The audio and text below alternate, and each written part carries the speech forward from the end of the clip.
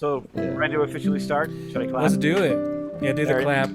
I've done the clap. That means we have officially started season 2, episode 2, with the famous John Marcel Williams, who often gets confused for John Williams, the composer, and John Williams, the classical guitar player. So Which that's got to helps a lot with the retainers, probably. Yes. Probably. It's very easy to get a draw. The funniest thing is when I'll go to a grocery store and they'll see it, they'll be like, oh, John Williams, like the composer, and I'm just like, yeah. They're like, oh, you're a musician. You're like, yes. Yes, I am. And then the whole guitar thing. I thought you were older. Yeah. Yeah, exactly. He just aged like a fine wine. There you go. Hey. There it is. So, a little bit of background. I've known John roundaboutly for like 12 years now, a little bit before. And then, John, why don't you start by telling us a little bit about yourself, how you got started playing, and then we'll go from there. So what instrument do you play? No, I'm just kidding. I'm a cellist. I started, I think, 9 or 10. My sister had been playing. And I don't know why I started. I mean, it's just like so far back, I don't really remember. I just thought she started teaching me. And then she taught me for maybe a year or so, and then I started taking lessons at a music school. I'm from Ohio, so I just started taking lessons from a teacher at a local music center. And then I think when I was 11 or 12, I started studying with a guy, Tom Kikta at Duquesne. And then when I was 13, then I started taking lessons with Steve Aaron. So that's how we sort of met. Yeah. And So my Duquesne, mom would drive me. Duquesne, Go that's in ahead. Pittsburgh, right? So Yep. Were you going to Pittsburgh? Yeah, so I'm actually close to I'm from Steubenville, Ohio. Okay. Oh, I never heard of it. Yeah. I've at least heard of it, I think. Yeah, I've heard of it. Dean Martin. It's famous for Dean Martin. Yeah. So I was taking lessons there, and then I think I was 13 when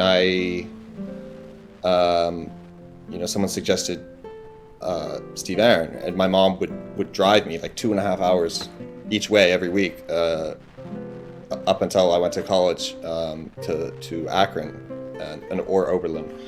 And that's kind of how we got to know each other.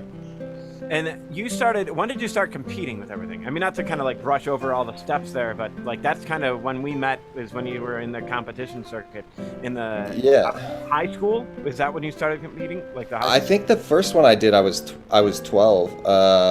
When the GFA, when they used to just have one youth division. I was 12, and it was in Columbus, Georgia. 12. Wow. And again, my mom would like drive me. We would drive all across the country, and she was really helpful with all that. But actually, the reason I got referred to Steve was I was doing the Rentucci competition, I think, when I was 12 or 13, and Mir Ali, who used to run it, referred Steve Aaron. And so yeah. Oh, very nice, very nice. So I didn't even know there was a connection there, because Mayor is in Buffalo, and that's Yes. where I'm originally from. Right. Oh, I didn't. Oh, okay. Yeah.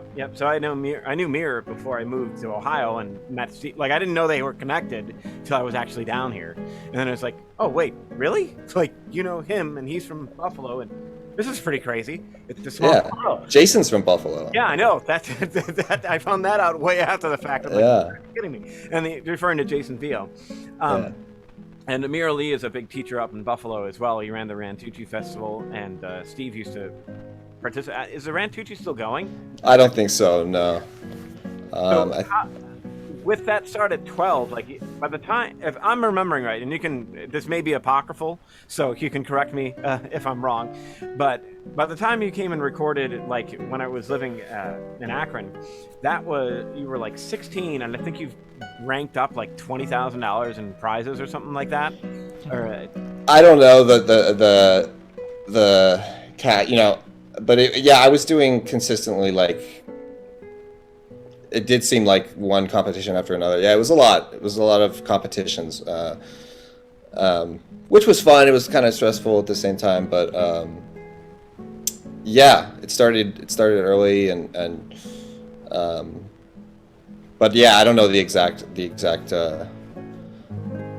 cash amount though. I figured those were just the retainers. Yeah. So with that, I mean, one of our first podcast episodes actually dealt with like talking about competitions. Is it good for guitar? Is it bad for music, and so on? Given your extensive experience with it, I mean, good Lord, are you still competing? And two, what are your thoughts on that competition progress? Do you think it helped you? Did it hinder you? You know? Yeah, that's a really interesting question. I mean, it definitely helped me, in the sense that it made me serious early, like really early, or like I think by the time I was 12, I was like, this is what I was going to do, and it would push me to practice, and it helped me meet teachers and fellow colleagues, like a lot of friends of mine who are kind of just exposed me to the whole world of classical guitar, and in that sense, it was very helpful. But I don't do competitions anymore. I actually don't think I'm much of a competition player, in the sense that like I get really nervous on stage for the first 10 minutes or something, and but yeah, it's difficult to answer. I mean, there's definitely a lot of benefits to competitions, but I found that they just kind of stress me out after a while, and just preparing for them, and yeah, I haven't done competitions in a while, but yeah. What are your thoughts? How do you feel about them? Well, we kind of came to a couple of different conclusions. Is one of them is that they're very motivating. Like when you're in it, you just have to. It ends up being extremely focusing. For sure. Right. That's a definite plus. You have this like potential goal, and the thing, like my experience with it was, Steve was like, "You're in. You're going to do this competition. You don't get like if you're in school with me, you're going to do this the Stroud competition." And so it was like, for the first couple of years, it was a miserable experience just because I knew I wasn't good enough to place anywhere. That was the first thing, and the second thing is I would always dive bomb when I got up there. Like the nerves would just destroy my playing. So it was really like the psychological game was a huge component of it. But that being said, after a couple of years of exposure, the last time, or not the last time, but the time that I made it to the finals with that is when, I practiced my ass off. And then the day before the competition, I was just like, screw this. This is not going to get any better than it is right now. And I just drank beer and played Battlefield all day. Just like an 8-hour stretch of video games. I'm like, tomorrow is going to be what it's going to be. There's nothing that's going to change that. And so I went in the next day, like the day of the competition, and, warmed up for like an hour or so and walked in. And I played great, and I'm like, okay, that's all I wanted. I just didn't want to go in and just make an idiot of myself. That's all. And then I got the call. I distinctly remember I was in line at Subway grabbing some dinner, and Steve called me. He's like, "Hey, you made it in. You're in the finals." And I was like, "Oh, I have a wedding I booked that day. This is going to be interesting." So the wedding was nothing but the competition set. I'm like running it there before I get to and it was funny because it was like across the street from EJ type of thing. Or no, the wedding was in the Falls, and I got done with that, and I drove to the EJ to park to get into Gazetta. Which are two concert halls in Akron, and I'm there, and then the bride and groom show up there to take photos outside of EJ. I'm like, "Hey, how's it going? What are you doing?" Like, "Oh, there's photos." I'm like, "Great. Sorry I can't come to your dinner. I'm going here." Right? Yeah, and it's a shame because wedding gigs are the one thing you can't cancel. Yeah, right. Exactly. I was like, what do I do? And they wanted a specific song that their dad or the bride's dad wrote. So he was a guitar player, but he wasn't like classically orientated. So I had to sit, like I sat. You can't play the competition set piece for that. Yeah, exactly. So like I sat there and transcribed his entire like solo guitar thing that he came up with, and that was like the one piece I couldn't ditch out of the other ones. I'm just like, okay, no canon D. We're going with this. We're going with it. And it wasn't a competition kind of piece that you could. No, not at all. Yeah. It was not going to go over well with that. So that was my experience. So I think like overall, if you can handle the psychological stress of it, they're very beneficial in focusing and getting a lot out of it. And you end up getting to a level of detail that without that extra pressure, you're not going to really do. Yeah. But the counterpoint of that is the obscene amount of pressure. How do you judge art in an objective way consistently?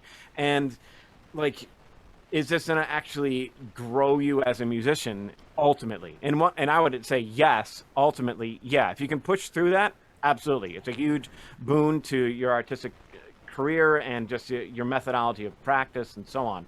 But counterpoint is like, it's a hell of a lot of pressure. Like when I walked out on that final stage, I was like, oh my God, the amount, the weight that you feel, because it's like one missed note and I'm kissing thousands of dollars potentially goodbye. You know, it's like that train of thought was there. And I mean, but the first note, of course, I shanked it because my nerves totally.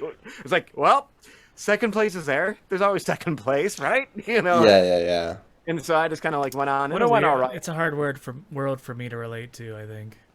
Yeah, it's General. being the improviser that you are with the jazz. I think it's a little probably easier to judge classical pieces in a sense, right? Because especially if they're the same pieces, yeah, you could have some kind of impression of them. But it's still subjective generally. It's very subjective. Unless there's some kind of major clams or just somebody didn't work it out, or they just had, or they had like a mechanical way of playing it or something, and somebody was more artistic. And then again, there's trends where people like the more mechanical than the whatever. That's all subjective, right? But in improvisation, like they do have jazz competitions and stuff, but it's sort of it's like, well, where do you draw the line there? Because now you're talking about totally two different. They might not be the same song, and even if they're the same song, they could be completely worldly different. They could even be different, harmonically and all kinds of things. There's so many things you can do with it. And you don't know what the judges like. Even in classical, you never know what the jury. If they're looking for a technical player, if they're looking for, it varies. I would imagine, even more so in the improv kind of thing. But I get it from like what else are you supposed to do in these really obscure sort of fields, right? Where it's like you need to get some kind of recognition, and one great place to network and get that recognition is in these locations, right? And even just participating gives you that. Sorry, continue. It's definitely better when you. I definitely liked them when I won them. Yeah, sure. That works. I mean, there is just a lot of pressure and for me it was like even just like if it got to the point where it's like if I didn't make finals, it was like a huge it would be I think I did GFA 3 or 4 years and I got. I never got first. I always got like either second. I think I got second twice and fourth, and then it's like I think one year I got second, and the next year I think I got third, and then it's like well, what's that? But I it's a lot of pressure, and I do wonder how. Yeah, they're definitely helpful. They help. They help motivate you. They give you this exposure. But I don't think they're very subjective, and I don't think they're as necessary or for a career as they used to be. Meaning, like if you win the GFA now, or for example, like I think there's a lot more you can do to build a career. Just because of social media and I don't know. I mean, it's tough. So maybe specifically. Have you seen doors opened for you, or is it sort of hard to see? Yes, it definitely helped. Like doors open mostly because I met a lot of the teachers and like Jason when I would go to festivals and I would meet these that later on and just seeing the competition. I think when you put your name out there and like opportunities open and you get in contact with the big names in the guitar world. So it's definitely a great way to sort of just get to know the scene better, regardless of if you're winning or not. So I definitely think they have a lot of value, especially if you win and then you get they help with get you concerts and stuff like that. So it can definitely be a very career defining experience. but yeah, you know, it's touchy. It's because they're also very subjective, and the pressure. You know, sometimes I felt like during that age, it was always like I was always just thinking about the next competition. So it's like one would end, and then it's like, even if I would win one, I would be like stressing out about the next one already. And I think that's kind of, I don't miss that part of it for sure. Sure. Yeah. So that was going to be one of my questions, is just like, did you find out that continued exposure to the competition kind of normalized that pressure? But it sounded like it didn't. It sounded like it was just like not anxiety ridden, but it's like one other pressure on top of another type. In some ways, yeah. In some ways, it was kind of like it started to become that way. It was a lot of pressure, but you know, I'm happy I did them. Like again, because I think, I don't know, who knows if I would have, you know, it definitely like made me, because I'm very motivated by like you know, I would hate it if I didn't make finals or something. It would, you know, I would practice double for the next one or something like that. So it definitely pushed me, but yeah, I think yeah. It's very tough, because it depends on the person too, because some people, like I said, I don't think I'm a competition kind of player, because I get very, when I'm on stage, even if I'm just playing a concert, it's not a competition. For the first 10 minutes, my hands are, you know, I'm a little tense. I have to warm up for that. And when you're in a competition, it's like you have to be locked in from the first. Right? Yeah, exactly. And that was one of the things that, you know, things like that. But yeah, I just remember like they would always announce results at the, you know, typically like for the next rounds at the festivals, there'll be like, you know, a different concert every night, and then they'll announce the finalists or semifinalists at the intermission. And I can still remember just like those jitters of just like waiting till intermission. When are they going to announce? And then, right. Yeah. A lot of ups and downs. I mean, like winning them felt great, but but yeah. Well, I guess I'm very happy I did them, but I don't know. I don't miss them, if that makes sense. It's kind of weird. Yeah, that makes complete sense. I mean, it's one of those things that you had the opportunity to do them, and you put everything into them, and they were great, informative. But if you like, is that a preferred way right now? Nope. Yeah. It's like, nope, not at all. So wait, can I butt in for a second? Just sure. Since you guys know each other better than I know you, John, and probably then some of the listeners too. Like, can you level set us a little bit? Like, what are you up to now? Like, what's your goals, passions, all those kind of things? Like, what are you working towards? What are you working on? What have you maybe recently done or whatever? Yeah, so actually a lot of stuff lately. So I just graduated from the Curtis Institute in Philly. And actually that was the closest thing that felt like a competition to me, because it's a very selective school. So the whole audition procedure was like really. And there's only like 100 people at the school, something like that. Yeah, and it's kind of like a competition, you know, the way it's structured to get in. But it's given me so many opportunities. So I graduated there in May of 2021. And then I'm adjunct. The guy at this Rowan University, Joseph Mays, he retired. And then that job opened up, and I got the job. So I'm an adjunct teaching, which is a huge part of what I do now. I love to teach.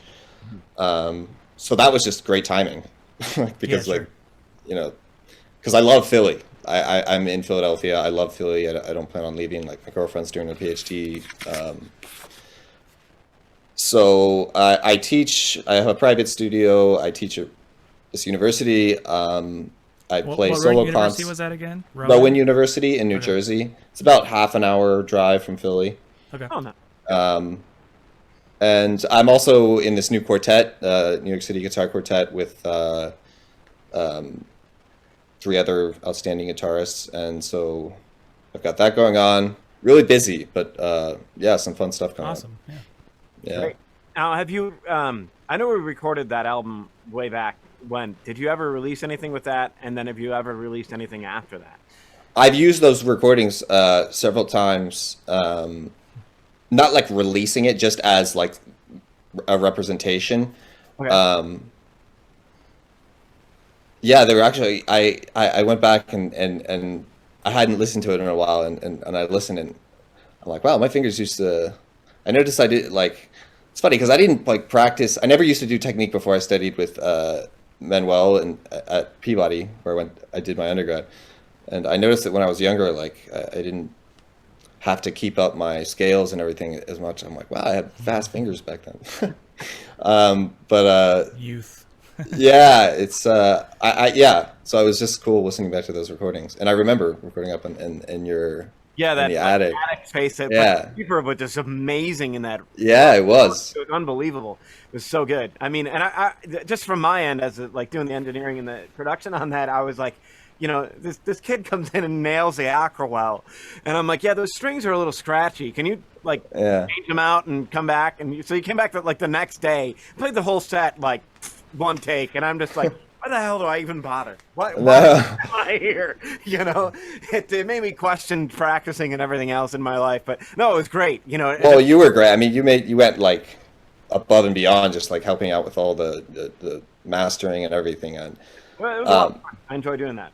So. And well, that's actually. I mean, I've done recordings. You know. I was just recording at G. But I do want to have like put out. An album at some point, you know, like just like a solo. Just you don't make any money from albums these days, but it's just to have, you know, as a professional career move. But I'm looking into getting into recording, and I would like to.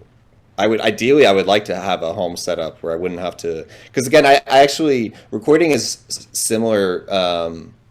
It puts you in a similar sort of mindset is like performing on stage. It raises that sort of bit of tension and nerve, and it's I don't want to be on the clock or anything when I'm recording the album. So I have been considering, you know, if I should I do want to put out a new recording, and I'm considering if I should, you know, record it myself and then just have someone master it and edit it and stuff like that.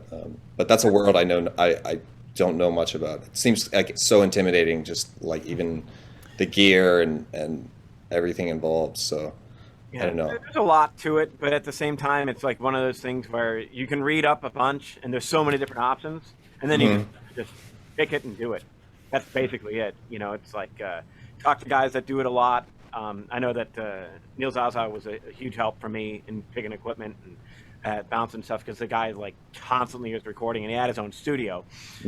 So what microphone, what interface, what this, what software, what this, you know, any questions I'd bounce off of. It's just the way it is. And most of the time, most of the guys that do this love talking about it, so they're not going to. I've noticed. Oh, yeah, no, I can't be bothered. It's like, nope, they're going to be like, oh yeah, give you too much information almost. And then they'll also like disagree with you, like, oh, he told you to get that, Scott. No, you don't want that. You want this one. Yeah, everybody's got their favorite poison, you know, with this. And the biggest thing is if you know, fundamentally is if it works and you're getting the sound that you want, then that's it. That seals it. You know, you don't necessarily need the next greatest thing. You know, plus with audio work, it's always a matter of if my computer is running and everything is fine, never update.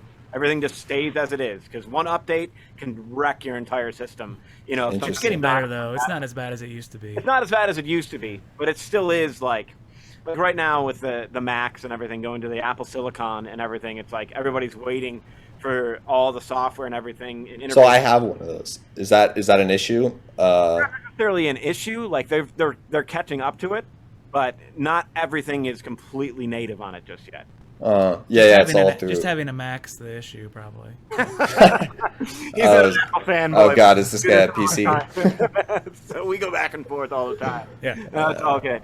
But yeah, it's a great experience. So I want to pick on something that you mentioned because we didn't go down that. So you were at Peabody. Yes. And it was just Bar Waco, or did you do anything with Julian Gray? Just Bar Waco. I did my undergrad and master's there. Yeah. So can I be that little fanboy guy and be like, what was that like? Oh, I mean, he's amazing. Yeah, very, super picky about, all the, I mean, just tone, like, if you would play something and you would have your tone was off for one note or something, he's like really kind of whipped me into shape with a lot of the technique. And one of the things is the other amazing thing is just some of the other people in the studio, Meng Su and Patri Chiku and all these just, that's what I really started practicing really hard, because I would, you think you're good and then you hear Meng Su and then he was just an incredible player. And yeah, I mean, Peabody was Manuel's, he's amazing. I learned so much from him, especially like, how to deal with tension and the mechanics of the hands, and he's a legend. So what do you think it is at that level? Did you get any insight? The players you've been around now, you've been at some illustrious schools, around illustrious teachers, and you're illustrious player yourself for that matter. So what do you think it takes to get there, and like any insights you found, and was it I don't know, I guess. Well, yeah, it obviously practice, but right. I learned a lot from I would ask Meng Su all the time, just how do you practice, and I got obsessed with just like building my technique. So I would just like try to see what warm up she did, and then I would some of the other players, and it's different for everyone, because some people don't do technique, they just have this natural. I mean, there was a wide variety of players, but yeah, I think sometimes when I think of like everything that I've been playing guitar like almost 20 years now, and I think just a lot of it was just learning how to practice, if that makes sense, because that's practicing the right way, slow practicing, and making sure you're careful with all your movements and you're using all these efficient fingerings and everything. It's you can muscle your way through something, and eventually you'll get it, but you can cut that down to a fraction of the time. I mean, you can master a tricky spot in a fraction of the time if you just practice it the right way. And I think, I mean, it's just not to simplify it too much, but so much of what I've learned is just refining how I practice and spend my time, because So what would be an example of, well, first of all, could you give us an example of something like that, like compared to like where you were before, and then you got this insight of how to practice, and what specifically changed in something? Yeah, I think I started, I went through like a technique phase where I started just drilling things on the scale, like just drilling scales and arpeggios and all, and that helped, but mostly, I mean, Barwicker was just huge on pushing slow practice and just making sure that what every finger is doing, like that, I should be able to play the entire piece with just the right hand, like no left hand, just knowing, like having a plan for every finger, and then if you have a shift that's causing you problems, just how to break it down and isolate sections, and really just most problems, technical problems, arise just from tension, and you can deal with that tension by really training like if you have to teach the fingers. He would always say, like, you have to teach the fingers what to do. You can't just expect them to do it. So you have to. That's where the slow practice comes in, because when you're slow, you're able to like really analyze what the fingers are doing, and make sure that all the movements are as efficient as possible, and things like that. It's funny you mentioned slow practices. Yeah, go ahead. I was going to say the best teachers I've ever, they were the best technical players too. They're just like, you wouldn't believe how slow I practice, right? It's like 30 beats per minute or whatever, and it's just like, it's boring, almost painfully slow, but it's boring. You tackle like the main issues, right? It's like you get right to the heart of the problem, and you can actually fix it. And I think the thing is with slow practice is you're actually saving time, right? Right. Because you'll fix the whole idea behind it is if if you're muscling your way through something, or if you're playing it wrong, you're just practicing it wrong.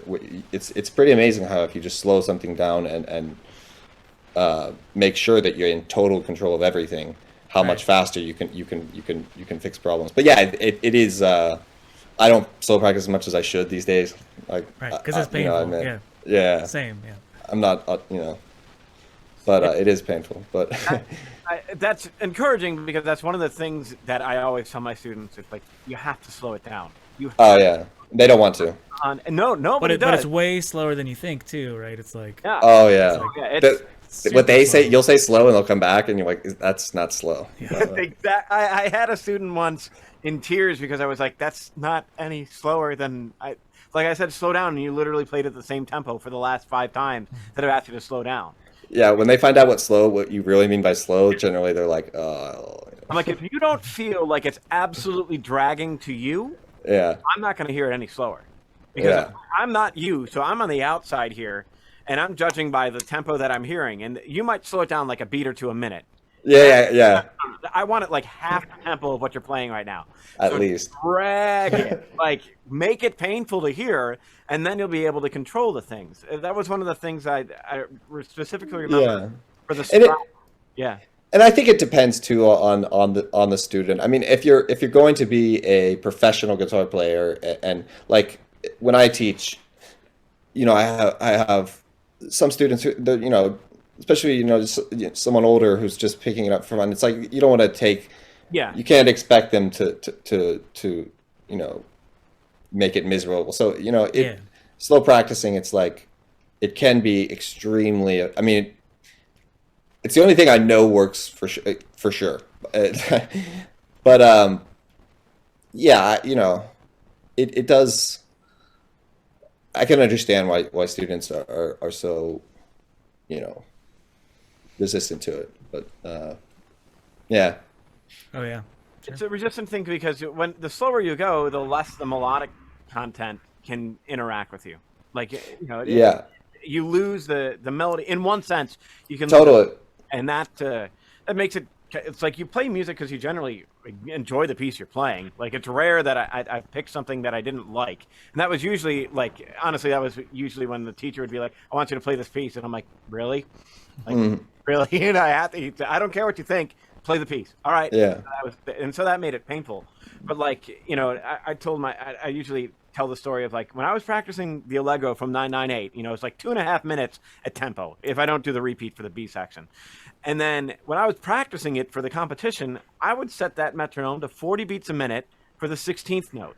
It took me 45 minutes to get through that entire thing. Yeah.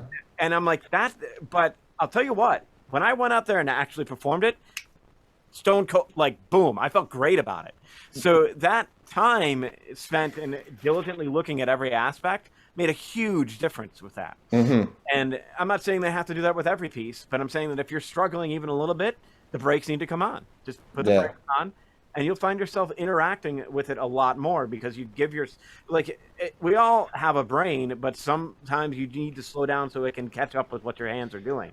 Well, you brought up an interesting point. You said, like, it can, when you play it so slow, it breaks up the whole idea you have of the piece and how it should go. But sometimes that's actually, I think, what makes it so, because a lot of times it's very difficult to play something slow because we rely too much on muscle memory and stuff like that. Like, our fingers just want to do something. When you have to break it down so slow that they have to think about what they're doing, then it's like you're really training them. And sometimes it's actually difficult. If you ask someone to play something slow, it could suddenly cause them all kinds of memory problems and yeah. I saw somebody have a breakdown in a master class once. Forget who was teaching them, but they were asking they're like, "That's great. Can you play it at half tempo?" And, like, it was just stop. What's the first note again? Yeah, exactly. Yeah. And granted, it's a master class. There was already a little bit more pressure on them than in a practice or a one-on-one session. But still, the point was made that it's like, well, if you can't practice it slow, there's no point in playing it fast all the time. Like that's like hoping to run and jump and make it every single time. Like, yeah, eventually you'll get it. Like, eventually you can, you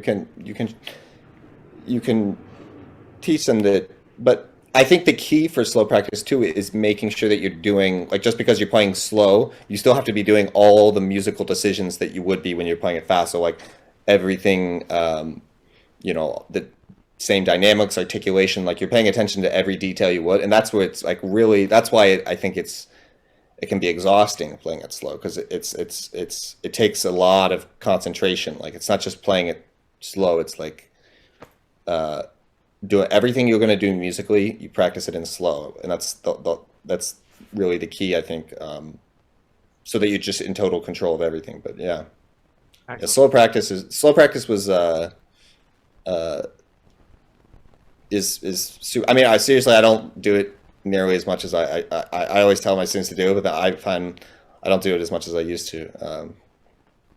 But also, I suspect though so there's hard parts though, right? That you yes, do a piece of music and you're like, totally. All right, here we go. We're gonna have to do this thing.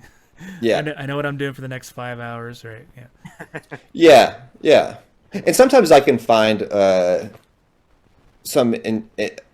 can be almost like meditative, just like really like watching the like paying super close attention and yeah, sometimes I don't mind it. But one thing I got really into that was like metronome practice, because I never used the metronome, and he always like pushed me to practice with a metronome, and I find myself like I would get addicted to like putting things on the metronome, and then like when you take them up in tempo, it would help set goals, and like, oh, this is where I'm at, and like what do I have to do to get it to that next thing? Okay, well, like where am I having problems? Oh, I'm having problems here, so what am I doing wrong here? And like forcing you to figure out, is this the best way to move the fingers? And yeah. So metronome was helpful too.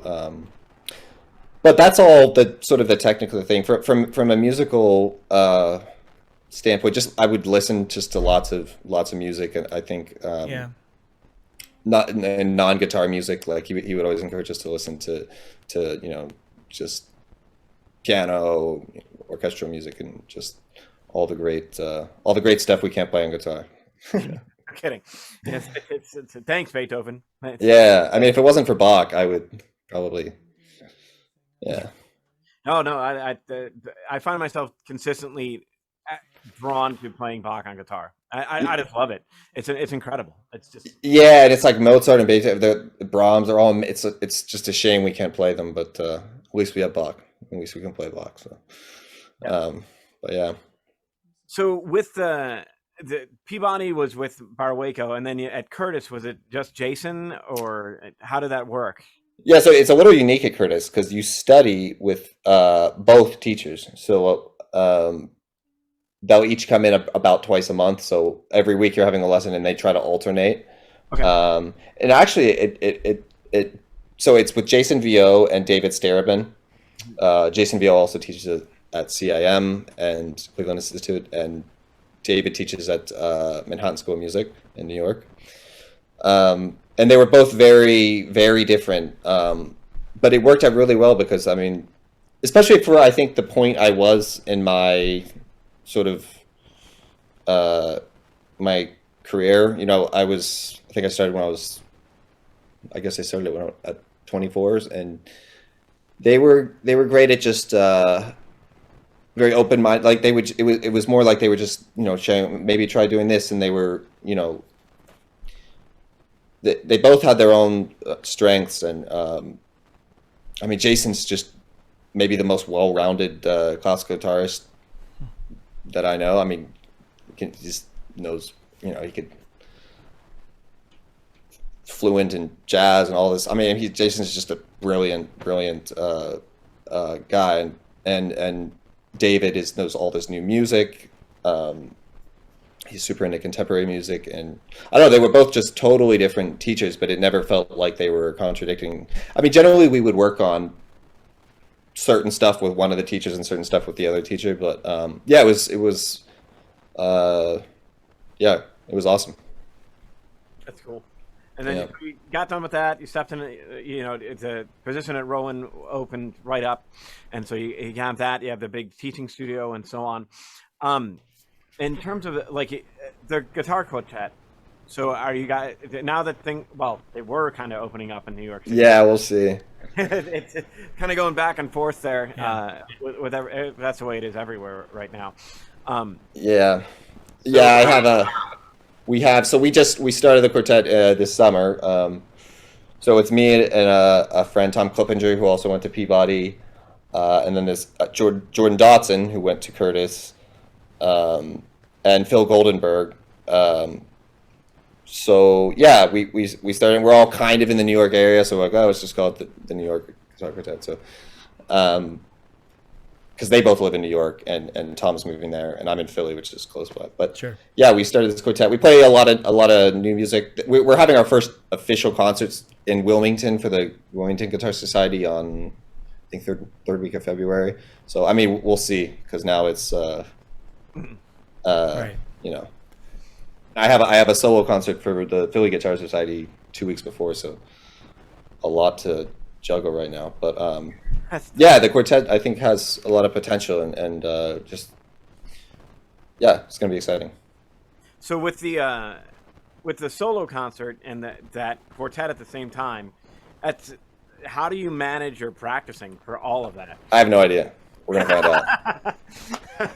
We're gonna see. It's about to be crunch time. That's gonna be because we're gonna be rehearsing. It's gonna be interesting, but slow practice. So have you been doing like solo tours too? Or are you working? Well, I mean, COVID is without. I guess is that part of the plans or? Yeah, eventually, ideally. I mean, I would play occasional solo. I mean, these days it's harder and harder to have just a performing career. I don't think they really, you have to teach, which I love actually. I just started getting into teaching like a few years ago, and I love it. But yeah, I hope when the COVID thing finally dies down that I'll be performing more. So we'll see. I'm still not sure this one in February is going to happen. It would really suck if I put in all this work and then exactly. Things. Yeah, but also there's the online concert thing. I did some of those, and it's not the I'm same. sick of those. It's it's a little disheartening sometimes. Yeah, I don't even want to listen to them, let alone play one. Yeah. So, Yep. It's we've done them too. Yep. Yeah, for a while I think they were like it was working, but I think everyone's like kind of like fried with the online concerts because you can just watch the same thing on YouTube. Exactly. So the sooner live performances come back. I did play I played once during the pandemic. I played a concert with a flutist in Virginia, and it was a pretty bizarre because I was wearing a mask because it was for a live audience and everyone. This is like November of 2020, so it was hard playing with a mask on. It was like so weird. Like I've done a few since we've been doing it. Yeah. And I've got a big nose, so like the mask kept like popping off, and I'm like trying to like. The mask and the glasses, fogging up. That's one thing, but then that's what I've heard. Yeah, the fogging. Yeah, it's worse now that I got like progressive lenses because it throws off the angle where it's like if they're up close to my face or like close to the eyes where they normally sit, it's fine because then I can look down and all the music comes into focus. But if I pull them out further, it changes where my eyes would see to see the focus because it changes like from distance to close depending on where I'm looking through them. So putting it on top of the mask moves that. So I'm like, I've had students say the same thing. Oh my gosh, it's like throwing an extra thing on top of everything else you have to do to perform. It's like, okay, now I can't even see. Just memorize it, man. Yeah, well, I was like getting up in the fingers. And obviously I wasn't practicing with the mask on. It was just like we just had a rehearsal, and the flutist, of course, wasn't wearing a mask. Yeah, right. but it was kind of like I went on stage and I was like, this is like I should have practiced with this because it was causing me all kinds of problems. So anyway, Yeah, I can't. I mean, I can't wait to start performing again. I imagine I did play a like solo playing. I played this house concert just in Philly, and even just playing for a small group of it's just a totally different feeling. It was like such a refreshing feeling, just having a live audience there. And yeah, so. So yeah. Do you specialize in anything in particular? Like, are you more modern or old, or do you like everything? Is it just I like everything? Is it the nature of just the business now that you have to be good at everything, or do you try to specialize? I mean, my favorite stuff is probably like Bach and Baroque music, and but I like. I've come to terms. I went through a period where I was looking at the guitar repertoire and like, oh, I wish we had all these composers who didn't write for guitar. But no, I think I try to play, a variety of stuff. I'm not super into the contemporary scene, but the quartet, the other guys, they're all about. So it's probably going to be a lot of contemporary music. So it's right. It's a different. I'm getting more into it as I sort of go a lot of it because of this quartet, and we're commissioning pieces, and some of it gets pretty. Yeah. So how does that work out? You're getting pieces commissioned, or is there a lot of repertoire for 4 guitars, or like what are you guys doing? Are you doing the arrangement, anybody, or what's happening there? Yeah. Eventually we'll probably do some of the arrangement. Like I said, we're currently, I was talking to Adam, we're playing this Philip Glass string quartet that sounds really good on guitar, and then we're playing this piece. And it just happens to line up. It actually works. Yeah, it works very, very well. I mean, there's a lot of.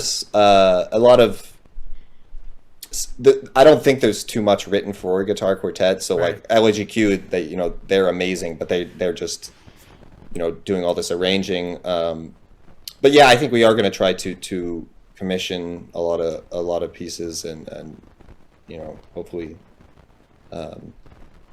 expand the repertoire. But yeah, there's stuff out there. Yeah. I mean, yeah, the LAGQ kind of has. But they push the envelope with everything. So yeah, they push the envelope, but they do a lot. Well, Andrew York composed, but they're brilliant arrangers, and we'll definitely probably get into arranging, but probably more so like commissioning pieces to just new works written for the guitar. So yeah. We're actually playing a quartet by Sergio Assad. Nice. Yeah. Nice. That's so. I've never played through any of his works end to end, mainly because like most of them are completely virtuosic, and I'm like, I don't know if I want to dedicate this much time to get one page of music set, But I did. The interesting thing that I found is when you get these guys at that level, like him, Dean's, all those incredible composer players. It's idiosyncratic to the instrument. I mean, it's hard, but it's comfortable. Like exactly. I was gonna say the same thing. Like Sergio, you can tell he's a guitarist, like from the way he writes. Yeah. Like it's remarkable to me to be like, how do you think like that on the guitar? Yeah. Just such the mind. Like, it's crazy. His music is hard as hell, but it's like, especially the aquarelle, but it's also like written very well for the guitar. Like it was clearly. You can tell when you're writing, when a composer is comfortable with the instrument, or if they're just writing, because they just it's like Bach is hard because it's not written for guitar, so you're always getting a transcription. There's leaps and things that you need to be able to do on the guitar to express those things that are not guitar friendly, like really crazy stretches sometimes and just weird fingerings, and it's the only way to solve that problem. Whereas as difficult as the Assad's and Dean's music is, it's like, oh, this is actually really comfortable to play. So which was shocking to me when I was like doing a read through. I was like, oh, this is nowhere. I was expecting it to be like I needed to get my foot in there. Totally. And some of the stuff, and I was like, oh, this works out really well. And particularly the Ockerwell, because I remember you doing the recording sessions for that. I was like, yeah, I don't think I'm going to be trying that anytime soon. Yeah. It's kind of like, great piece, but man, that is a crazy amount of lifting. Yeah. Villalobos too. Well, did he play guitar? Because his music, it sounds much more difficult than it is. It actually fits up. But I don't know. Did he play guitar? I'm not sure. I'm almost 100% he did. Yeah. This might be an apocryphal story. I'm clearly using that word a lot. Well, twice in conversation. I think you met your quota for the year. Yeah. I've hit the, and it's all right. Sweet, I've got it. But it's a nice word. I'll throw it into it. All right.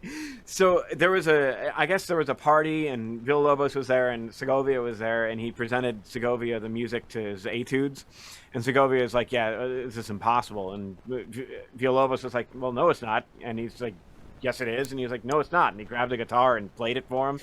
Segovia got all pissed off, Oh, interesting. Back in a class that somebody was like, I'm not sure if it's true, and it's probably not. It's like the whole, well, Michael Jackson came over to use my bathroom once. Yeah. It's like, no, I don't think that's exactly how it went. But no, I believe it. Yeah, I mean that's interesting if that's true. But yeah, I mean you hear some of it and you're like, oh, that must be so hard, and then you're like, oh, he's just using the same. Yeah, exactly. It's like I got how old is she? She's 8, playing Etude 1 by him. Yeah. It's like, it's not super, it sounds that, and that's, one of my composition professors said that. He's like, virtuosity doesn't have to be difficult. It can sound difficult, but it doesn't have to be difficult to play. And he's like, that's the sign of a great composer, is that it can sound like, oh my gosh, how the heck are you pulling it off? But in execution, it's like, oh, this actually sits well. It's not that it's easy, but yeah, still, I think there's we all know those like guitar tricks too, right? That they sound, everybody's wowed by them, but we're all like, it's not really hard to do, right? Yeah. It's like the F major. Yeah. Well, people know that's hard, right?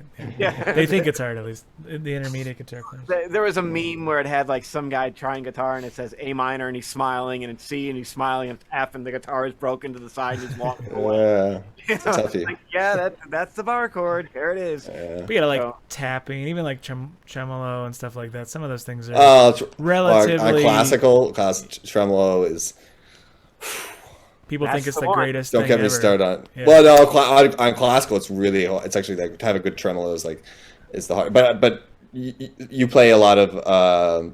Do you play a lot of jazz or do you use a pick when you play? Yeah, usually. But jazz. But more hybrid picky stuff. And I did study classical for. I'm like loving the pick. I don't know what I've been missing my whole life because I'm just like starting to use like it is so much fun. But I know what you mean. Like, there's all these things that people sometimes like, just like Rosciatos and stuff. People like the stuff that people think is the hardest. It's actually like a lot of times it's the easiest, I guess. Yeah. Or even like harmonics or something, right? You hit a harmonic, people are like, yeah. But you're like, what the? Thank you, but it's not as hard as you think. Yeah. Pay no attention to the man behind the curtain. Sorry. Okay. Be wowed by this little thing. And I should have been careful with the tremolo comment. I know you guys. No. Tremolo is just like, I don't know. Maybe it's just me. I think it's like it stresses me out more than anything. It's like tremolo. It's like because it's like, I find like I'll work it up, and then it's like I put all this work, and then it's like, okay, I have a good tremolo, and then I let it go for a couple months, and then it's like I'm learning the techniquing. It's like. Yeah. Absolutely savage technique. Tremolo for me was my nemesis in my undergrad. So that's one of the things that now my level is not your level, but it was one of the things that just sort of felt natural for me. It does for some people. Some people just have right? It kind of feels like it's not so hard.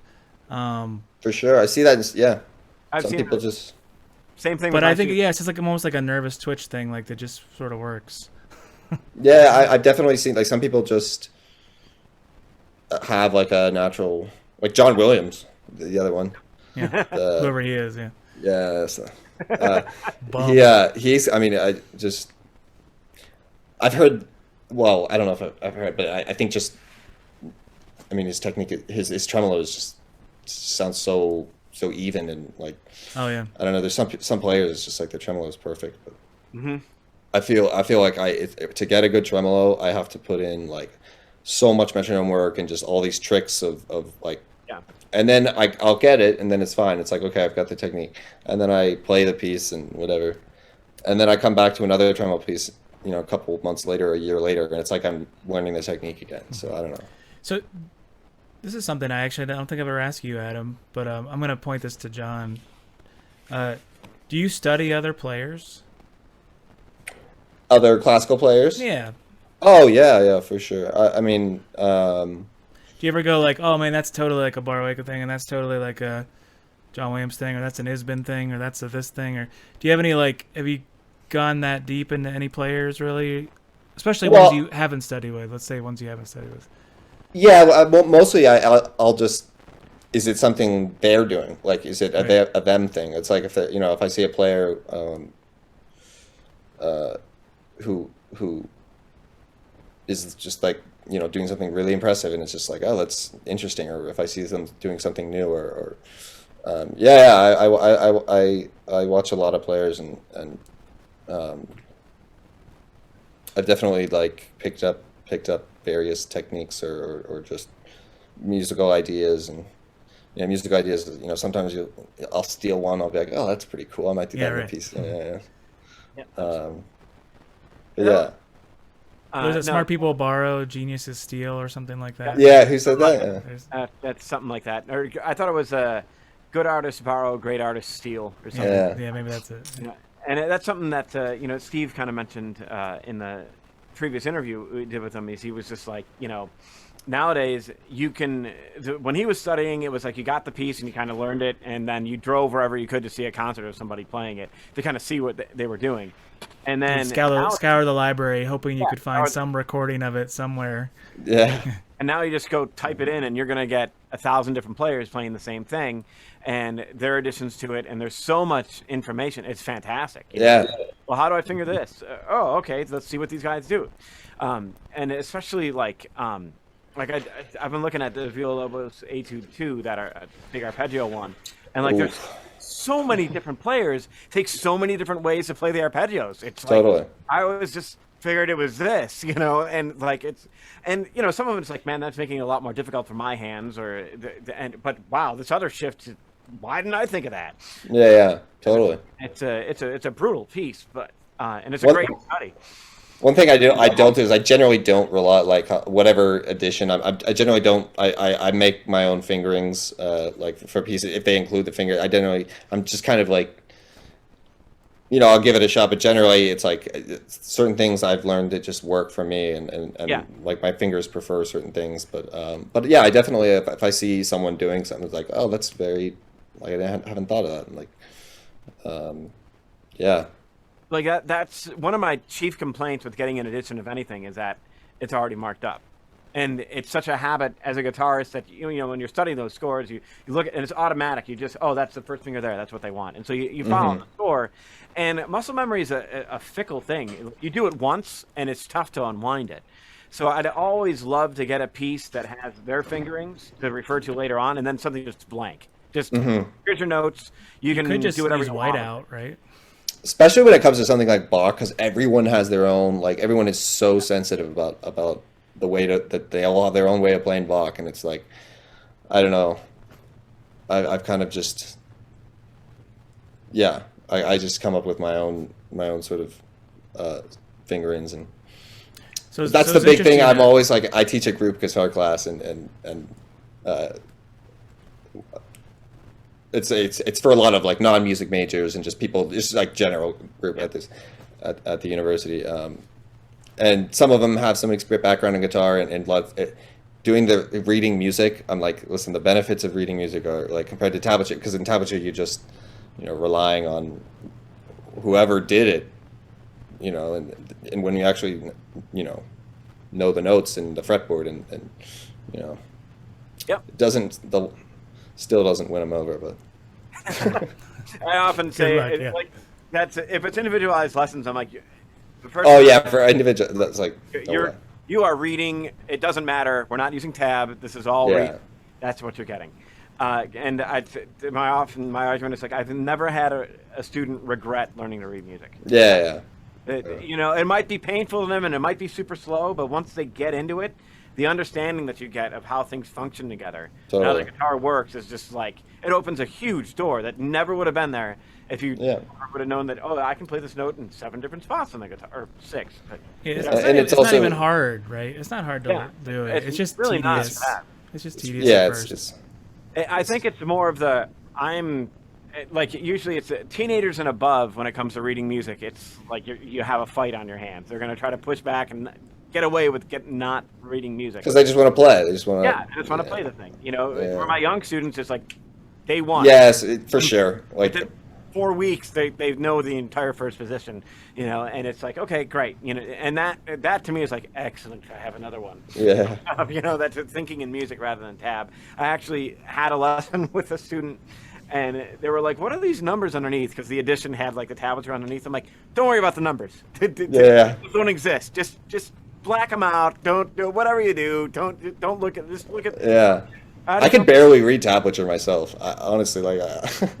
That was a sign to me that I finally arrived in the music reading thing, because I didn't really start that till my undergrad. Yeah. Like I had a cursory understanding of it, and I was super slow, but I didn't live in that. And after like, you know, X amount of years of doing it, and I went and I'm like, I actually prefer to, like, if there was music in tab, I'm reading the music rather than. Oh yeah, I can generally. I guess it's because I was. Oh, got an echo there. No, sorry.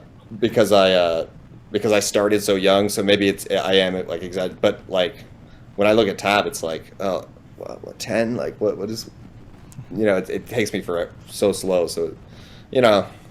Well, like you said, I think it limits you too, right? It's like the options. You're like, well, I wouldn't have played the A there. I would have played it here instead, and yeah. I think guitar is a very difficult instrument to read from it, because the fact that you can play the same note, like, it's, you know, on a piano you can play there's one note, you know, a note. There's one place on the piano you can play that note, and I think, like, you know, guitar, it freaks people out, the concept that you can play like this, you know.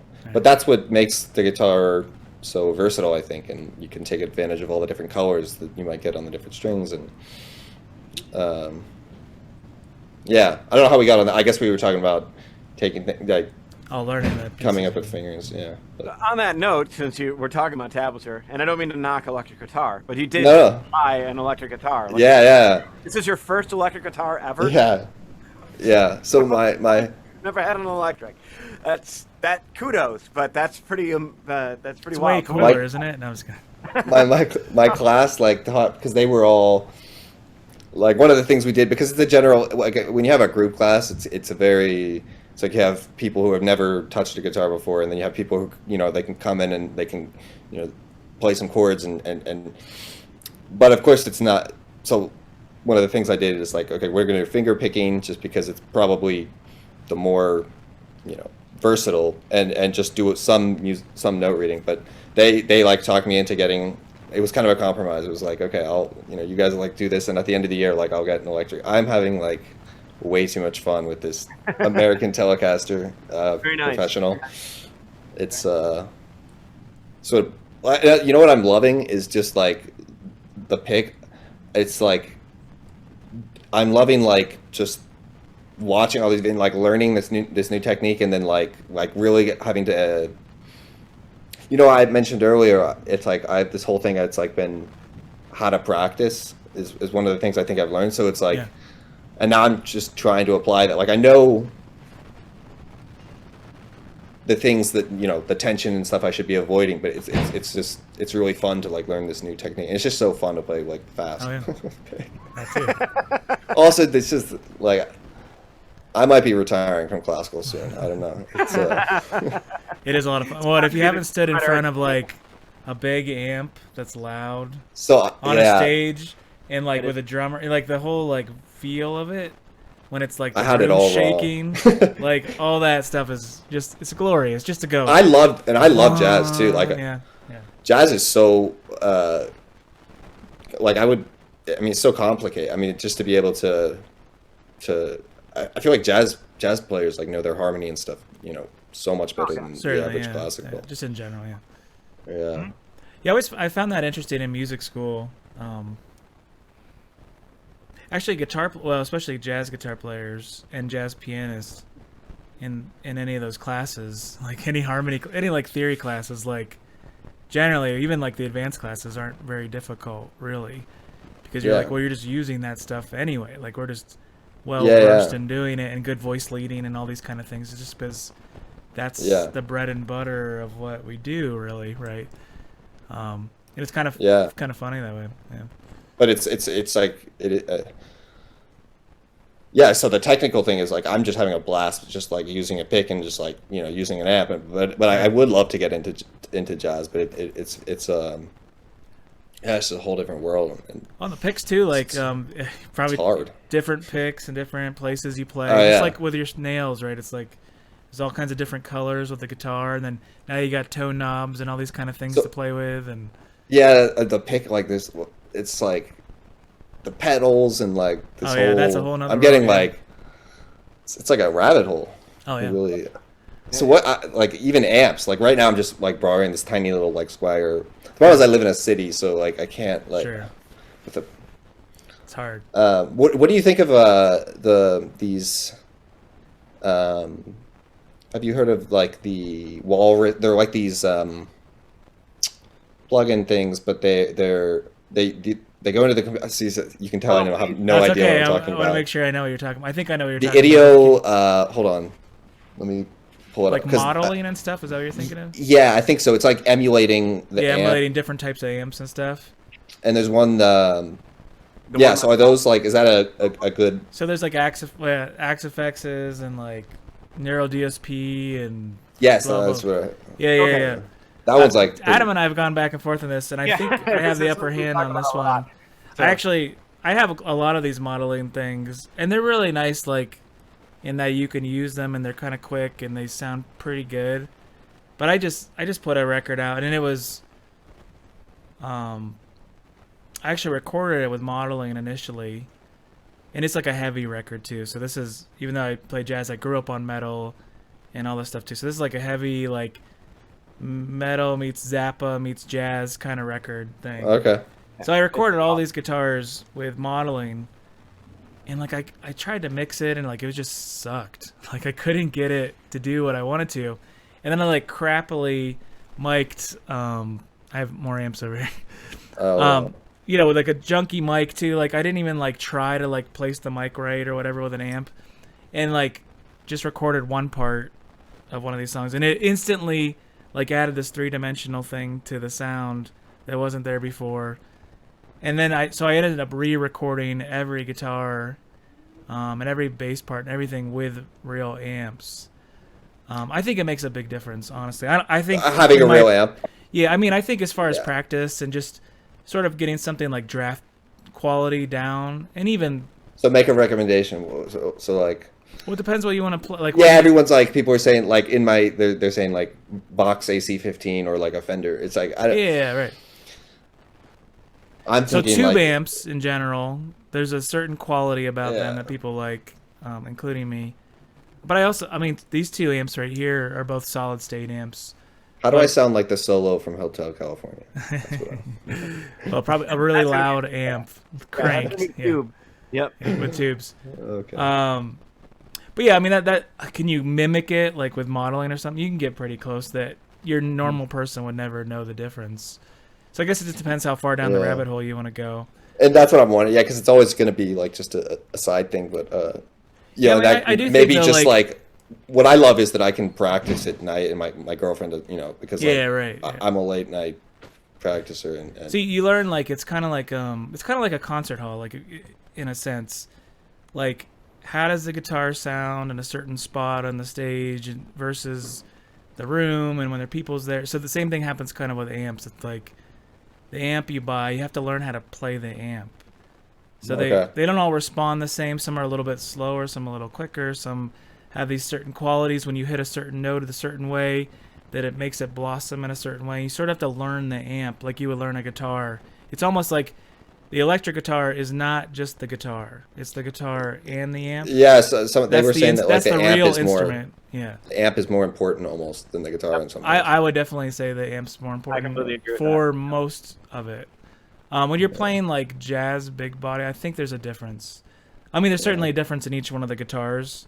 All my guitars sound differently, but it's like I go into it thinking like, oh my, like electric guitars, they're so cheap compared to classical. Like this is great, but then I figure out the rabbit hole you can go down. And it's like, even to get a quality guitar and a quality amp, I mean, you're gonna spend as much as at least an entry level, professional level classical guitar, right? Like that $5-6 grand you could easily spend. Yeah. To get something nice. What have I done? But the nice thing is you can get, there's plenty of players that play something cheap and have relatively cheap amps, and they sound great. I mean, you could make it sound great. Just like you could probably, I'm sure if we gave you a $300 Yamaha classical guitar, like it would probably sound awesome for the most part for all of us. You might not be comfortable, but you could make it sound good, I'm certain. I want to get one of those Yamaha silent guitar, just practice. Because again, it's actually a big problem. Because I'm in this like small apartment. It's just so do you have a practice guitar that instead of like your stage guitar? No, I just need it to be quiet because like my girlfriend like sleeps at like normal people.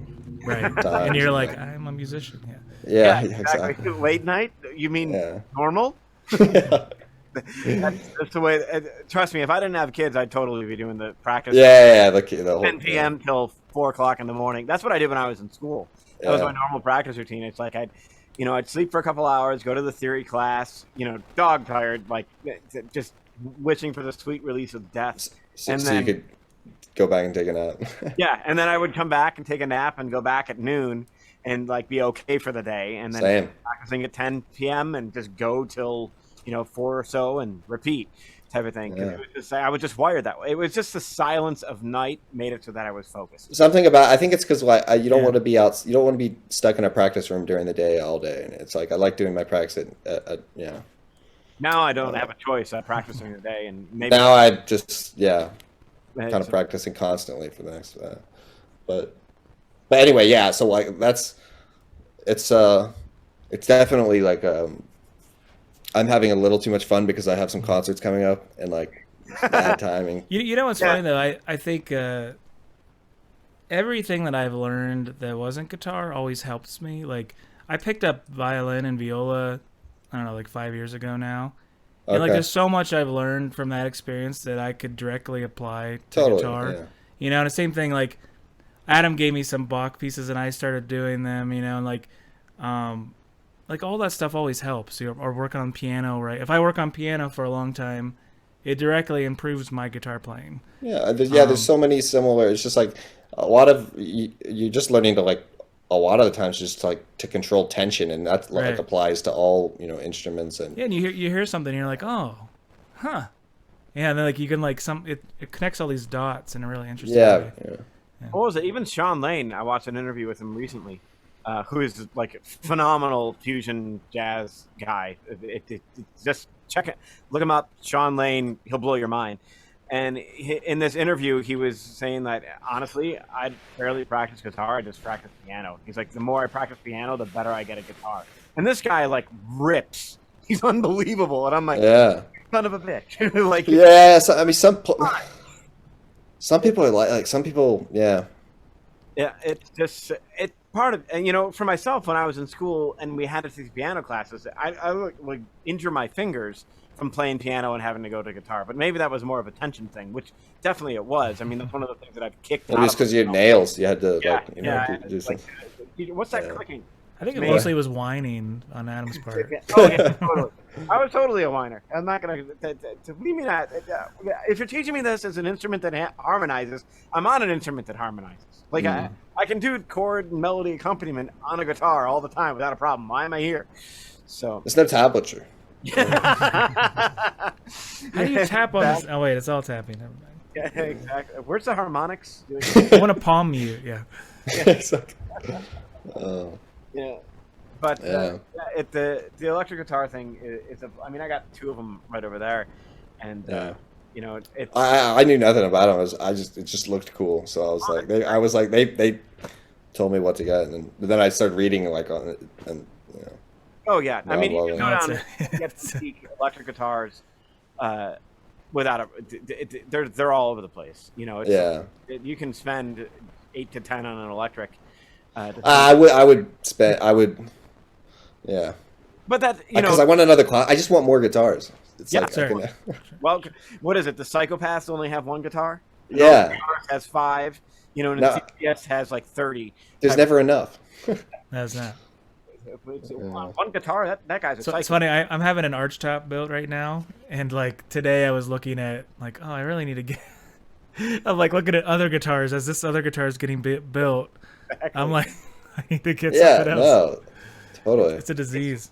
The day my Telecaster arrived, I was like already looking at Strats, and I was like, oh, that's cool. I took my daughter's. She was playing violin, and I took it back because she's now playing clarinet. So and then it's like the music store. I'm like, oh, looking at amps. I'm like, oh, maybe I could get another amp. They didn't have anything I wanted really, but I was like, I was prepared. I was like, all right, if there's something for like $700-800, I might just do it. Yeah. I've been looking at Bach. The one I was at this place in Florida called Jerry's Left-Handed Guitars. It's like one of like 5 stores in the nation. It's on nothing but lefties, and Tim's left-handed as well. So, and we play, so like we're stuck like that. So that's the other thing that we got going for us. So it's the first time I've ever walked into a music store and been able to play something off the shelf. Like that was a decent instrument. Do you play left-handed? Wait. Yeah. Yep. You play guitar left-handed? Yep. I've never. Hey, you didn't notice, so I got to be doing something right. But yeah, I mean that's. Oh. Wow. So, it just shows how much you paid. Well, I guess I haven't heard you. I haven't. It's been a long time. Been a long time. Oh, yeah. Wow. So, but yeah, so I. But I've always thought is one hand. Oh, sorry. Go ahead. No, what were you gonna say? Well, I've always thought like, what's the harder hand? I guess it would be. Like the picking hand is the one that you would want to be.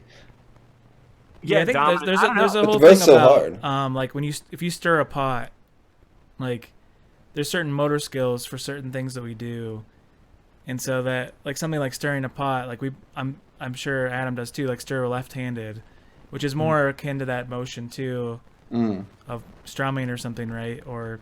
And then writing, right? You like if you write with your left hand, even just the fact you've used so many like little motor skills, right, to work on those really similar sort of hand movements, especially with a pick, right? Because a pick is very much like writing, right? So there's some advantages. Mostly stubbornness helps too. You just when you start. When I started, the guy was like, I picked up the guitar and I tried it the correct way, and I was like, oh, this feels so weird, and I flipped it over. I'm like, oh, I like this a lot more. And it's like, oh, all right, I'll flip the strings for you, and that started it. It was like if I had to sit there and what's the way to put it, learn it the correct way. I don't know how motivated I would have been. But more comfortable the other way. That just the rest is history. I guess the right hand has less margin for error too. Like it has to be very just. I don't know. No, that makes sense. It's just the way that. So, anyways, as I was saying, I walked into this store that was nothing but left-handed guitars, and I'm like, oh, this is what all these other people have been talking about. They can actually like go, I'm going to try this guitar and play it. With me, it'd be like, that's nice. I just need the strings, and I'm going to leave. So that's so fun. I spent like 4.5 hours in the store trying all these guitars because I could finally play them. It's like now I get those kids that used to come in the Guitar Center and sit there for hours. It's like, oh yeah, you can do that. This is cool. So it's funny because like it's such a niche.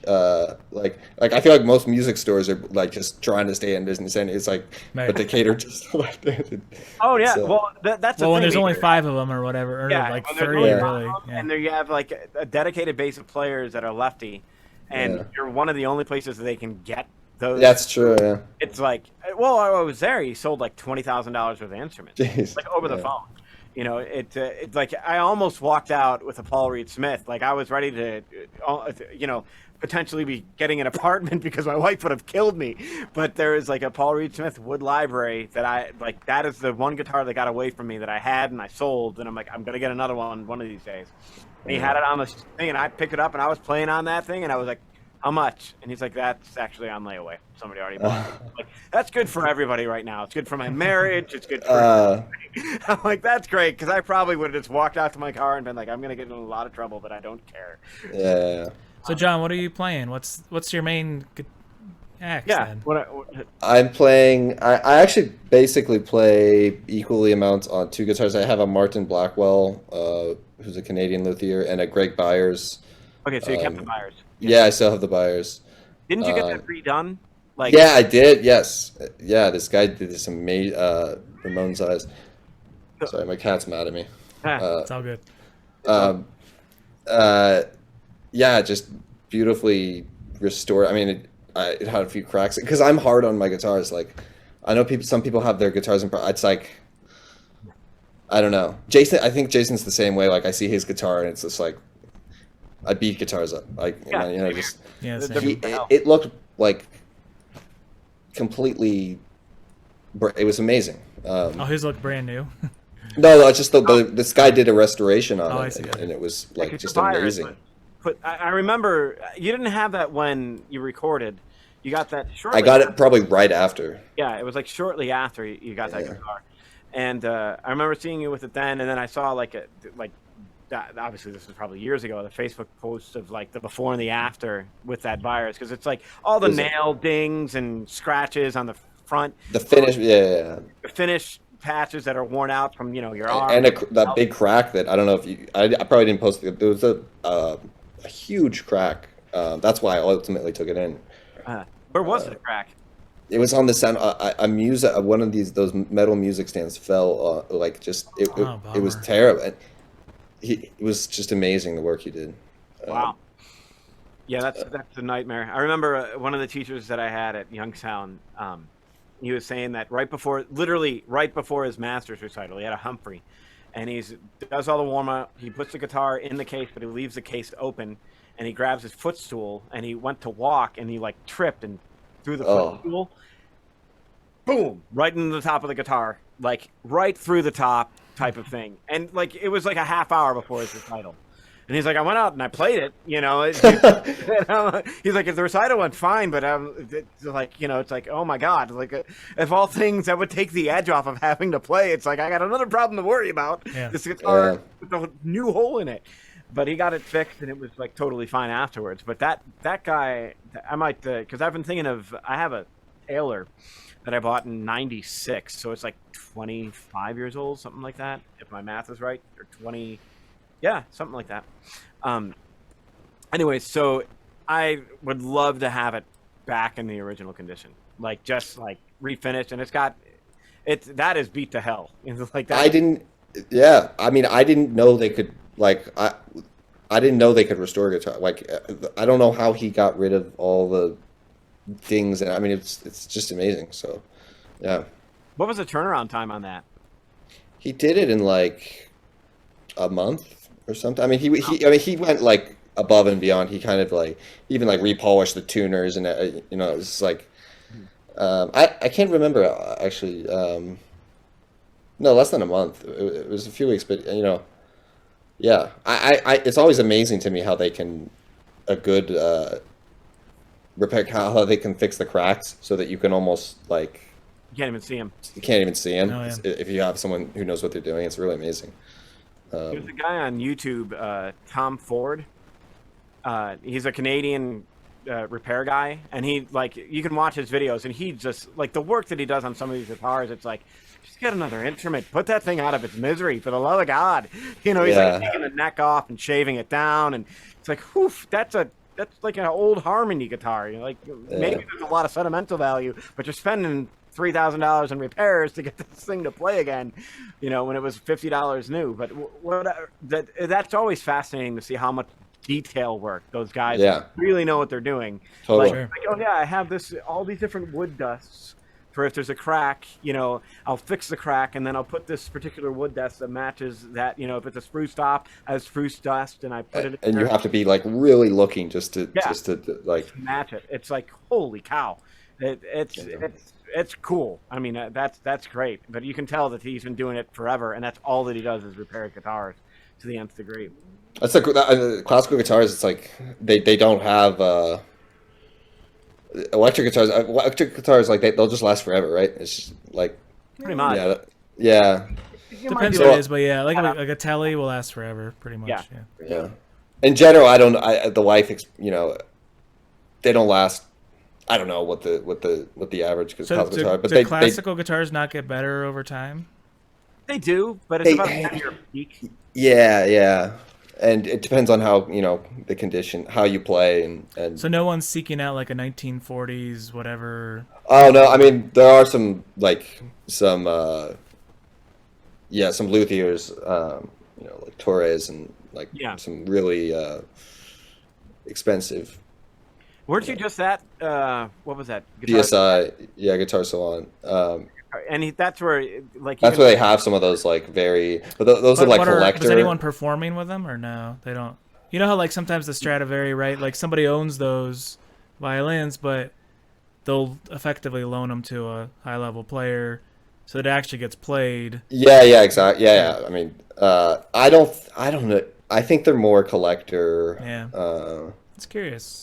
People use them for special recordings, but in general, I don't violins will last. Some of the kids at Curtis would be playing. They have 200-year-old violin. Yeah, 200 and 300-year-old violin, and you think classical guitars are expensive, then you see what instruments. Yeah, that's what the old joke is. It's interesting. Well, I know I've seen those old Martins and stuff from their early 20s, 30s.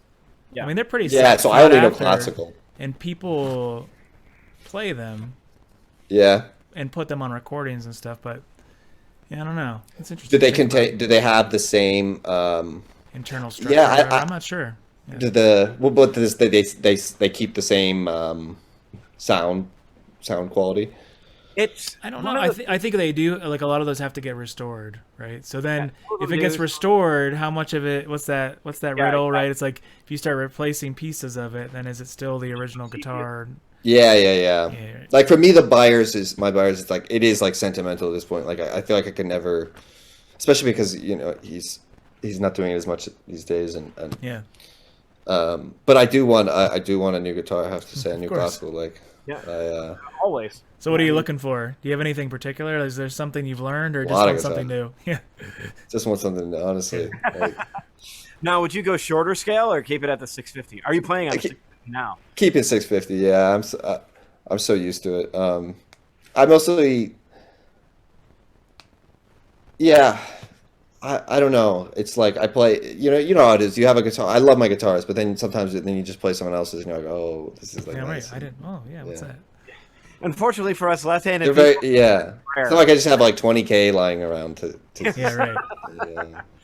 So what was it? Jason's got Wagner's, right? Yes. Yeah, he plays Wagner's, and Steve got one of those.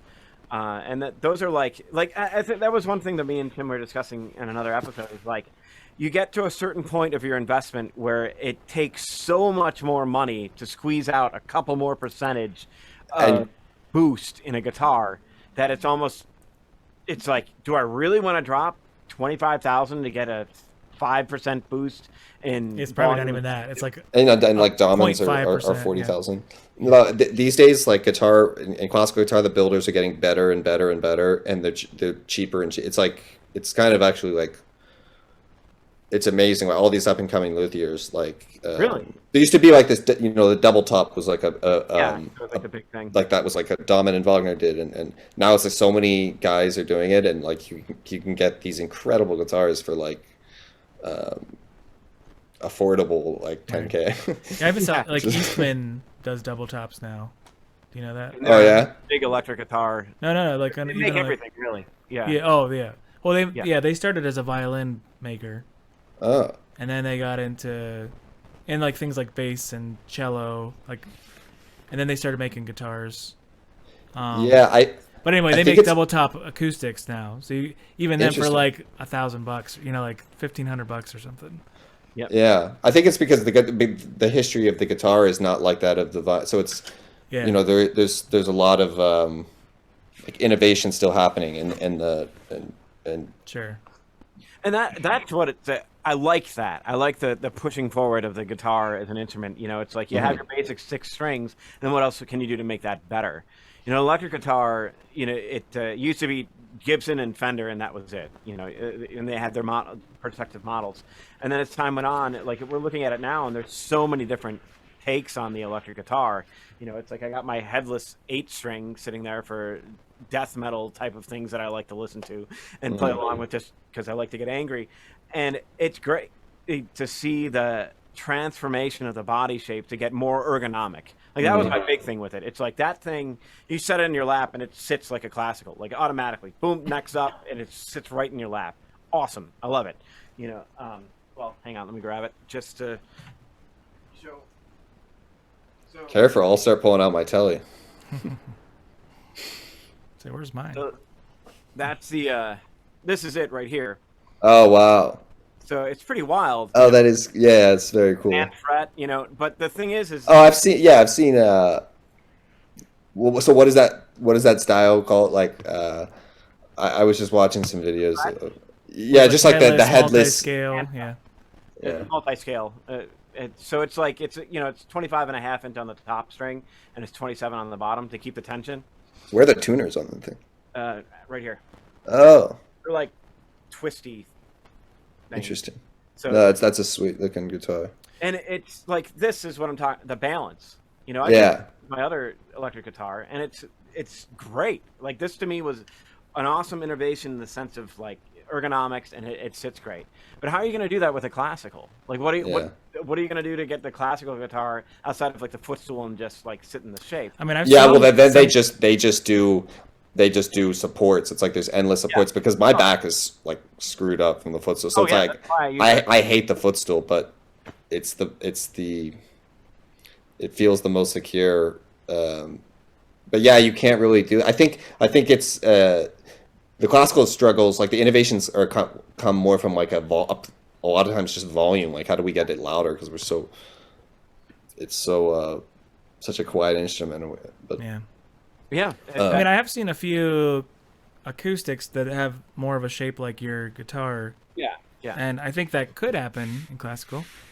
What would be the compromise in sound, or maybe there's no compromise? Who was it? Who's the guy that did the big like plays Bach 8-string? Oh, Galbraith. Yeah, Galbraith. Yeah, right. And he has that whole like cello mechanism thing, whatever. Yeah, straight up. And... I want an 8-string or a 7-string too. Don't get me started. Oh, dude, 8 strings. Let me tell you. Is 7 enough? Yeah, I don't know. I don't think so. I don't know. I used to have a 9, but I got rid of it. Yeah. Actually, I have a couple 7s, but I mostly I'm going the other direction as Adam. I'm like moving towards more acoustic-y electrics. And then another thing too is like I have my dad's old Gretsch guitar, and it's like from '60s. But so one of the problems with like current manufacturing is there's no old wood. Like, so the old wood's gone, and now few select luthiers and whatever, like when they find like old wood and somebody never used or something, they like jump, they're all fighting for it because it just doesn't sound. Brazilian rosewood. So there's like there's a big difference in the wood that's used in my dad's Gretsch guitar than any of my other guitars, and it might not be ergonomic or whatever, but it has a sound and a vibe, right, that you can't. Like, I would take that, in a sense, over the other stuff, even if it's not as easy to play, right? Like, there's sort of these compromises. So you're talking about even in electric guitars? Yeah, even electric. Interesting. Yeah, because that's happening in classical, too. Like, Brazilian rosewood is, like, it's getting harder and harder to find because it's... So it's like the only new guitars made with it are from private, like, for people who have the... the stock. And it used to be, like, the stand, like, Yeah, it used to be common. I mean, I actually have... I have my Thames, and the Barnett is a Brazilian rosewood. I got this, but my buyer's is too, yeah. But... And it's like, I don't know, like, I guess it was typical, but, then they started getting into all these other tone woods, so I'm like, I think it was more of a mystique type of thing. And you wonder how much of it's, like, nostalgia, right? And exactly, Yeah, that's true. Is it really because it sounds better, or is it just because it's hard to get now? Yeah, exactly. Yeah. And then, you look at it like, I'm in the camp of, I don't really care what it is. If it sounds fantastic. Totally, yeah. No, I'm the same. Whatever, it's like that was the maple that fell down in my backyard, but it sounds great. So who cares? Yeah. Although I've never really played a maple guitar that I like, but no, I'll give it for a classical. Yeah, I kind of am I'm in the same. I haven't for heard flamenco. I think they play it well, but yeah, it's just yeah, way too bright. But that's me. No, what's interesting though is that like in the jazz archtop world, it's predominantly maple, right, Tim? Yeah, the archtops are generally maple. Oh. The body and the carve. A lot of that's it's a strength issue. Oh, okay. Yeah, generally in classical it's like spruce or cedar, and I used to be like a cedar guy. I don't know. I'm just like, do you have a preference, Adam? I've always been spruce. Always. Oh, okay. I just, and it's not like I dislike cedar no, it's just everyone has their. It happens to work for me. Like and also you have to figure, and this is the one thing that me and Tim are saying. We have a limited selection of what we can get our hands on and actually really give it a try out. Mm-hmm. Like when I bought the Thames, I basically did it from everybody else's I was hearing. It's like I'm not going to be able to pick it up and play it effectively, playing a piece that I know because it's all upside down. Like it's like okay. Yeah. About it. So that was like my limitation, and it ended up working out great. It's a phenomenal guitar, but it's always the risk though in ordering custom guitars. And that it's always I get that question from serious students is like, what do I want to do for a guitar? I'm like, well, how much do you want to spend? And if they're saying like $3,000 to $4,000, and I'm like, okay, now you want to take a look at potentially getting one built. Because, in that price range, you get an early maker, like a young luthier that's trying to get their name out there. You could get an incredible instrument that 15 years from now, the same guy's got a reputation and he's selling it for $25,000. But you got one of his early ones when he's just trying to make a dent and you spent $3,000 on it. This guy I know in Philly, Emiliano Tristan, he's a guitarist. He studied with Manuel a long time ago, but he teaches I think theory at Temple, and he's from Panama, but he goes to Mexico a lot, and he brings back these classical guitars from this city in Mexico called Paracho, and he brings back these guitars that are the whole city is like guitar, but like everyone builds guitars. It's just like this is what I understand. It's just like the tons and tons and tons of luthiers. He brings back these. They are unbelievable for the price, like $2,000, and it's like, or like sometimes less, like $1,500. They're amazing. It's like I remember guitar building is coming so far. Oh yeah, which is great. It's one of the things that I remember when I was at some, can't remember what the camp was. It was a classical guitar camp in Connecticut. And Adam Holzman was there, and he did the same thing. He's like, because he was in Texas, and he was like, I'll just drive over the border and go to like this town, It was probably Paracho. Yeah, and it's like you get this incredible guitar for a fraction of them, and I mean he was playing on it. And I was like, that is no, I'm telling you, I played when at 2000. I would play concerts. It was like blew my mind. So yeah, it really does make me question like what I really. No, it doesn't have the same like craftsmanship as like some of the there might be little detail like a little, but the actual sound like whatever bracing or construction they're using is like the sound is just amazing. Was it a double top or was it? Yeah, they're making double tops. Ain't no thing now. Yeah. Yeah, well, I saw who was it, Lukasz something. I can't remember his last name. Yeah, he studied with. He did. With Barwick, but he had like one that was like a double top, double back, and double sides. Interesting. And it sounded great, but he's like, this thing weighs like a ton. He's like, have you ever played a Smallman? Those things weigh like, they have like that they're so heavy. Huh. Yeah. No, I've heard of them. So the double tops are. That's what John Williams plays. John Williams plays a Greg Smallman, and it's like also one of the. But I don't know what kind of construction. It has like a rounded kind of back. Back. Yeah. Yep. That's what the Barnett that I have has a cello back, and that's interesting. It's one of those things where when I have both these guitars, and one of them is my quote-unquote teaching guitar, and the other one's my the Thames never leaves the house unless I have an official concert, and I spend most of my time practicing on that. The Barnett is the one I take to college to teach, and I won't be absolutely devastated. And I'm not knocking the quality. I'm just saying, like, financial investment. You know, I'm not going to be absolutely heartbroken if something happens to it. So that's my esteve. Yeah, exactly. It's like, okay, this is, you know, if some student is stupid, I'm not going to be like, now I'm totally screwed. It's like, all right, whatever. It's going to be a pain in the butt, but I'll get something else. But I did this thing at a church. I played a concert, and I had both of them there. And I was thinking that my Thames was like super loud, and they're like, no, we like the Barnett. You know, we like that one. And I'm like, really? Like, really? Because it doesn't sound like it's responding that much to me. And it had the sound. It has the sound ports in it, so I don't know whether that's like, you know, I know that it's deceptive because you're hearing stuff right away rather than hearing and with the Thames there are no sound ports, so it's like I can always hear it come back in the room. That's how I know that it's like really I've always wondered about the sound because I have played some of them, but I've never and you hear it, but I wonder if it does like influence. I don't know. And it was just one of those things that I was like, huh, that's interesting, because I mean I'm playing with like a flutist or whatever, and they're like, yeah, we like that one more.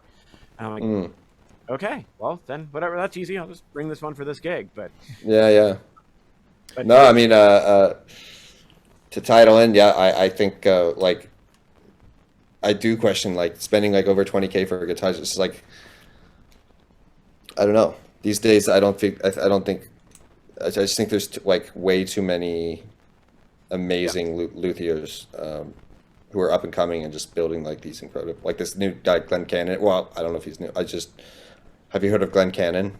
No. A bunch of people are playing. These guitars are so good.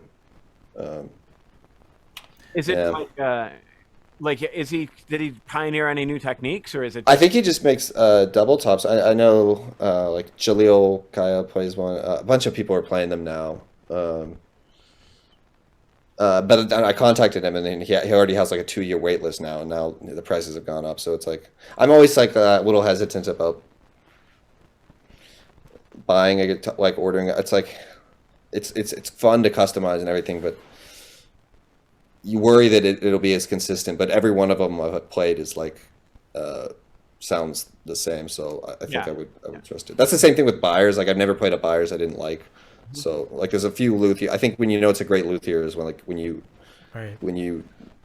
like everyone that you've played is just like consistently. Like for myself, I would get another Thames, except I would double top. And not that this one's bad, but it's like if I love it and it's great, and he's at a point where consistency is king, you know. And that one I think is like number 6 or 571 or something like that, you know. And that was 10 years ago, so it's like he's clearly gotten better. He makes a ton of guitars too. He's getting in he got in the whole double top thing, and he's doing a bunch of CNC stuff with it now. And and it's not just that. Like a lot of people are doing the double tops. Like, but I was just playing a Redgate, like the guitar store, the classical guitar store in Philly. They have a Redgate, which is I think it's like 17. Which Anna Vidovic plays those, and it's lattice braced like the Byers, and it's also like incredibly loud. So, but it has, you know, I could swear it's a double top, but it's a lattice. So I don't know. It's just like it just seems like just in general, it's just they're just getting better. I just hear they're just sounding so many good guitars. Yeah, I mean that's not enough money. So many guitars. It's like I'm a musician, which means I can't afford that. Yeah, exactly. Some of my students are like they can buy any just private students who do it as a hobby. It's like they could buy like any guitar and I know. I used to teach a bunch. You'd have. I should have just done that. I should have been with a brand new PRS, and then the next week they bring in like, oh yeah, I got this 57 Les Paul that I bought. It was like it can't even play an F chord. Yeah. No, it's a hard chord. It is. It's a bastard. But I had a guy that was a farm rep that did that. He was like first week it was like a beater guitar. 2 weeks later, Gibson Les Paul, like brand spanking new, and we were just like working on Back in Black type of thing. And I'm like, man, maybe I should get a day job, a little bit, so I can buy more stuff. But then I would suck because I couldn't dedicate enough time to it. So what would I have? You already suck, so it doesn't matter. No, I was gonna yeah, I was waiting on that shot. Sorry. There it is. Nope, it had to be done. It was wide open. Yeah. Somebody had to. Well, John, we've kept you here a long time. So. Yeah, I was just didn't seem like 2 hours. Wow. Yeah, this was fun. Interview. Yeah, that was good. Yeah, good. So, is there anything you want to mention that you haven't mentioned, or? Enroll. That's about it. Yeah. Send your audition. Come tape study. in. Yeah, exactly. Yeah, auditions are coming up. No, this was a lot of fun. How long have you guys been doing this podcast? About a year. Yeah. Very cool. So we did what, 36 episodes, 37? Season 2, Steve. Yeah, Steve was first. Was the background character for like the first season, like because we had a lot of, Neil Zauser was a student of his, Tim was a student of me, and then a couple other people that we interviewed like knew Steve and stuff like that. He's been this background guy. That's kind of the guy responsible for all of us. So we've been trying to get him on, and we finally got a chance to interview him on Monday, and that was great. Just to kind of catch up. I can't wait to hear it. And then, I reached out to you, and we actually have a couple of luthiers potentially in the pipeline. So hopefully that'll come together, and get that. It's just honestly the hardest part is scheduling. When you have because I'm normally crazy busy. It's just because of I'm on break now. So exactly, and that's which means I probably Steve. It was like, all right, he's got a break, I got a break. Normally we usually do this recording this late at night, because it's the only time that we have. And luckily, musicians are usually up, but night owls if we can be. It's a totally default to it. Yeah, we haven't really. I would say we only did maybe 7 interviews of those 37 episodes. Yep. So we know we could do a lot of interviews probably. But we've kind of not done that yet, so we're sort of deciding whether we're going to do that or not. I think we're slowly getting better at all this stuff too, right? It's like anything else. Yeah.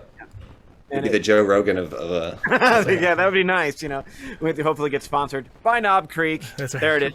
Throwback. We should open up my podcast with just like the Star Wars movie. That's right. We got John Williams. That's right. Marcel Williams. Sorry. John Williams playing John Williams. Yeah, just like yeah. Yeah.